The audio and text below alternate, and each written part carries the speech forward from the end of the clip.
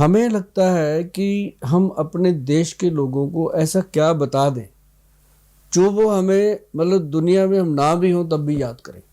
मतलब ऐसी चीज़ें जो उनकी रसोई घर में पड़ी हुई हैं उनको ठीक कर सकती हैं, उनके बच्चों को ठीक रख सकती हैं। सबसे बड़ी चीज़ तो पेट है।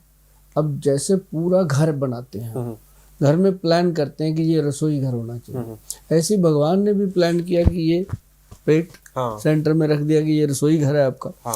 जैसे रसोई से हमारी सेहत चलती है वैसे पेट से हमारी सेहत पलती है। तो पलना और चलना दोनों चीज़ें अगर सही रहें तो कमाल होती है। अब क्या होता था कि पहले होता था कि हमारी जो रसोई है वो जो हमारी दादियाँ होती थी, हमारी माँ तक का जो स्टेटस रहा वो ये रहा कि ज़मीन पे चूल्हा होता था मिट्टी का, वहीं बैठ के वो खाना बनाती थी और हम लोग सब इर्द गिर्द बैठ के खाते थे। ज़्यादा से ज़्यादा छोटे साइज का स्टूल होता था, इससे बड़ा नहीं। अब क्या हो गया, डाइनिंग टांगें लटका के बैठना। जब बहुत सारे ऐसे लोग हैं जो मतलब बोलने में कई बार सख्त शब्द बोला जाए तब भी बुरा नहीं है, जो लोग बेड पे बैठ के खाते हैं। भाई साहब आप आजमा के देखना। बहुत लोग मुझे कहते हैं कि गोयल साहब आप कहते हो बेड पे खाना बैठ के नहीं खाना चाहिए, क्या होता है? मैं कहा यार आप ये देखो, आप बेड के ऊपर बैठ के खाना खाते हो तो आपको क्या लगता है कि आप बहुत तरक्की कर रहे हो जीवन में? और जो लोग ज़मीन पे बैठ के खाना खाते हैं, फर्श पे बैठ के खाना खाते हैं आलती पालती माल के, तो उनकी गट हेल्थ ठीक रहती है, अर्थ के साथ जुड़े रहते हैं, सेहत ठीक रहती है। और जो बेड पे बैठ के खाना खाते हैं, आप अजमा के देख लेना, दूसरे दिन आपके घर में कोई ना कोई या आपके जीवन में बैड न्यूज़ आने वाली होती है। अच्छा, आती है। जमीन पर बैठने से और बेड पे बैठने से हाँ, जगह बैठ तो रहे हैं, कहाँ अंतर आ रहा है? जो बेड है ना उस पे हम सारे कर्म करते हैं। जो जमीन है ना, वो जमीन पे जब हम बैठते हैं तो हमारा जो शरीर का अर्थ है वो धरती। अब जैसे अर्थ टच है जमीन का और मदर टच है, सेम बेनिफिट आएंगे आपको। आप नंगे पाँव चलो ना सुबह सुबह मिट्टी के अंदर या आप घास के ऊपर, तो उसके बाद आपको फील आएगा कि वाकई आज दिन पूरे दिन में फील आएगा। महसूस करो ना करो, लेकिन अगर आपने कर लिया तो आपको पता चलेगा यार सुबह वाली जो घास वाली सैर थी ना उसका फ़ायदा हो रहा है। अच्छा। तो ये थकावट नहीं होने देती चीज़ें। अब बेड पे जाते ही नेचती, बेड पे जाते ही सोने का मन। बेड पे तो जाने का मतलब है सोना, थॉट है। आप मंदिर जाते हो उस तरह का थॉट होगा, थाने जाते हो उस तरह की सोच बनेगी, ठेके पे जाओगे उस तरह की सोच बनेगी, तो बेड पे जाओगे वैसा होगा, डाइनिंग टेबल पे जाओगे वैसा मन होगा, बाथरूम में घुसोगे तो वैसा मन होगा। जैसा आप करोगे वैसा ही आपका मन होगा। और उसी तरीके से जो आप मन से सोचते हो वही चीज़ें भगवान आपको प्रदान करते हैं। मेरा पहला सवाल ही मैं पहले पूछ चुका था, आपने थोड़ा जवाब भी दे दिया उसका, लेकिन इसको हम थोड़ा और डीप में चलते हैं। हमारे किचन में पहले हम बात करते हैं कौन सी वो चीज़ें हैं जो कि बहुत बहुत फायदेमंद है और उनसे लगभग कई सारी बीमारियों के इलाज निकल जाते हैं। तो हम एक एक करके 4-5 चीज़ों के नाम लेंगे और उनसे कौन कौन सी चीज़ें, कौन कौन सी बीमारियां सोल्व हो सकती है, घर बैठे बैठे ही हम कर सकते हैं। तो सबसे बेस्ट कौन है, नंबर 1 पर कौन आता है जो हमारे किचन में है? अगर अपनी रसोई की बात करें, पहले तो अपनी किचन को रसोई बनाओ। किचन को रसोई बनाए। रसोई बनाओ। किचन और रसोई में क्या अंतर है? अब मैं बताता हूँ, जो रसोई है वो रस की भरी है। क्या बात है। जो किचन है उसमें किच किच किच किच होती है। और किचन में चिकन वाला भी नाम आता है। हाँ, वो सारा ऐसा ही किच किच बहुत होती है उसके अंदर। क्यों? रसोई में माँ होती थी, बीवी होती थी, या अपनी मदर है, दादी है। अब रसोई जो थी वो रस से भरी होती थी। उसके अंदर क्या होता था, जीरा, अजवाइन, सौंफ, मेथी दाना, कलौजी, ये सारी चीज़ें, बादाम, अखरोट, किशमिश, अंजीर, ऐसी चीज़ें। उसके अंदर चटनी होती थी, उसके अंदर अचार होते थे घर के बने हुए। अब जब से आपने बनाई किचन, पहले तो उसमें सतरंगा पचरंगा अचार डाल दिया, चटनी भी बाजार की आ गई, सॉस आ गई, है ना, चिल्ली सोया फ्लावर वो आ गई। अब वो कौन बनाता है? जो टमाटर सबसे बेस्ट होता है वो फैक्ट्रियों में जाता है, वहाँ उसको कोई धोए, कोई ढहने, कोई करे, कौन क्या कर रहा है किसी को नहीं पता, और उसकी वो चटनी बनाते हैं। अब घर पे तो जब मदर बनाती थी टमाटर को अच्छे से धो के वॉश करके रेडी से एक एक टमाटर देख देख के खरीदना, तो वो अपनी सेहत के लिए होता है। तो जो सॉस आ गई। अब उसके बाद क्या हुआ, लस्सी होती थी, दूध होता था, अब क्या आ गया, कोल्ड ड्रिंक। और बहुत सारे शरबत, बहुत सारे ऐसे केमिकल युक्त चीज़ें। तो क्या है कि मैं ये नहीं करता, मैं किसी के खिलाफ नहीं हूँ, मुझे तो ये बताना है कि इस चीज़ का फ़ायदा है, इस चीज़ का सेहत को फ़ायदा नहीं है। बाकी सेहत आपकी है भैया, आपने देखना है क्या खाना है क्या नहीं खाना है।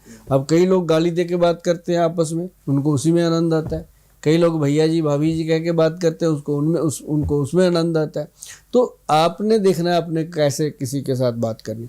तो बात यह है कि जो रसोई है उसके अंदर सबसे बढ़िया चीज़ें जो मैंने बताई आपको, दालें सब्जियां फ्रेश होनी चाहिए। आटा कभी भी फ्रिज में नहीं होना चाहिए, ओके। गूंदा हुआ आटा। जो लोग गूंदा हुआ आटा फ्रिज में रखते हैं उनके घरों में फैटी लीवर, माइग्रेन, पेट से जुड़ी हुई बीमारियां पैदा होती हैं। उनको लगता है हम तो घर का खाना खाते हैं, हम तो कभी गोयल साहब बाहर भी नहीं खाने जाते। मैं घर में ही उसको सड़ा देते हो खाने से पहले। तो वो चीज़ें जो हैं, अब आप देखेंगे कभी यदि आपका कोई लैब टेक्नीशियन या कोई लैब वाले आपके मित्र हैं या खुद लैब वाले लोग इसको देखते हैं, तो जो अपना आटा गूंदा हुआ पड़ा है फ्रिज में, उसको कभी लैब में डाल के देखो, दूरबीन में पता चलेगा उसके अंदर कितना कुछ सड़ा हुआ है। तो अगर आप फ्रेश ले रहे हो तो उसके अंदर देखो कितनी फ्रेशनेस है। तो ये चीज़ें जो हैं रसोई के अंदर बहुत इम्पॉर्टेंट है। घड़े का पानी होता था, घड़े का पानी जो है उसके बराबर पीएच लेवल हो ही नहीं सकता किसी भी आरओ का। तो अब क्या हो गया, अब बस भाई घर में मेरी मदर इन लॉ ने आना है तो आरओ तो दिखना चाहिए उसको कि जमाई ने आरओ लगा रखा है। तो ये ना हो कि घड़ा देख के वो कहे ये तो पुराने विचारों का है, जबकि हो सकता है वो उसको अप्रिशिएट करे कि बेटा ये अच्छी चीज़ है। तो ये अपने ही थॉट होते हैं। तो ये है, एक तो रसोई में घड़ा होना चाहिए, और घड़े का पानी एक गिलास लेना कांच का या कटोरी, उसके अंदर 20 दाने मेथी दाने के और 10 दाने कलौंजी दाने के और 40-45 दाने जो हैं वो काले चने, उसमें डाल के भिगो दीजिए रात को। और उसके साथ दूसरी कटोरी और लीजिए, उसमें भी पानी डालिए, उसके अंदर 5 बादाम, 5 किशमिश, 1 अंजीर और 1 उसके अंदर अखरोट डाल के उसको रख दीजिए। सुबह तक दोनों चीज़ें सॉफ्ट हो जाती हैं। क्या बात है। सुबह सुबह आप उठो, ब्रश करो, ब्रश करने के बाद आप सबसे पहले मेथी दाना, कलौंजी और काले चने खाओ। अगर डायबिटीज़ है तो कंट्रोल हो जाती है, अगर नहीं है तो कभी होगी नहीं। और जिन बच्चों को ये डर है ना कि मेरे मम्मी पापा को शुगर है मुझे ना हो जाए, वो तो इसको पक्का ही खाएं, कभी नहीं होती। और साथ ही जो बादाम वगैरह रखे थे उनको 15 मिनट का गैप देके उनको खाना। बादाम हमेशा छिलका उतार के खाना, क्योंकि अगर छिलके समेत हम बादाम को खाते हैं तो वो बादाम जो है वो जोड़ों का दर्द और यूरिक एसिड का कारण बनते हैं। अगर हम उनको छिलका उतार के खाते हैं तो बॉडी को, ब्रेन को एनर्जी देते हैं, ताकत देते हैं और पैनक्रियाटिक सिक्रेशन को स्ट्रांग करते हैं। दूसरी चीज़, ये 2 चीज़ें हैं, 15 मिनट के अंतर पे दोनों खाओ। उसके बाद दीपक जी 20 मिनट का एक गैप और ले लो।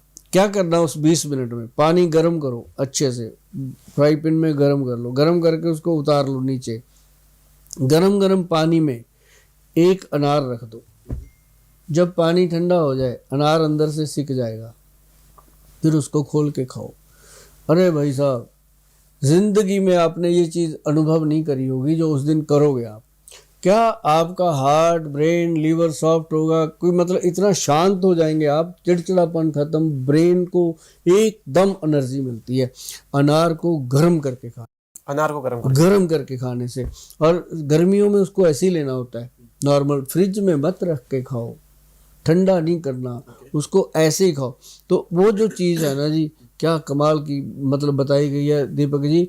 और ये काम नाश्ते से पहले करना, उसके बाद आधे घंटे का गैप दे के जो मर्जी खाओ पियो, जो आप दिन भर खाते पीते हो एंजॉय करो। लेकिन उसमें भी मैं कहता रहता हूँ कि थोड़ा परहेज के साथ लो। अगर बीमारी कोई आ गई है तो परहेज जरूर करो। फिर भी नंबर 1 पर क्या है, मुझे इसका आंसर नहीं मिला कि नंबर 1 पर कौन सी ऐसी चीज़ है हमारे किचन में, हमारे मसालों में, जो कि बहुत बीमारी सोल्व करती है, और उससे क्या क्या बीमारी सोल्व होती है?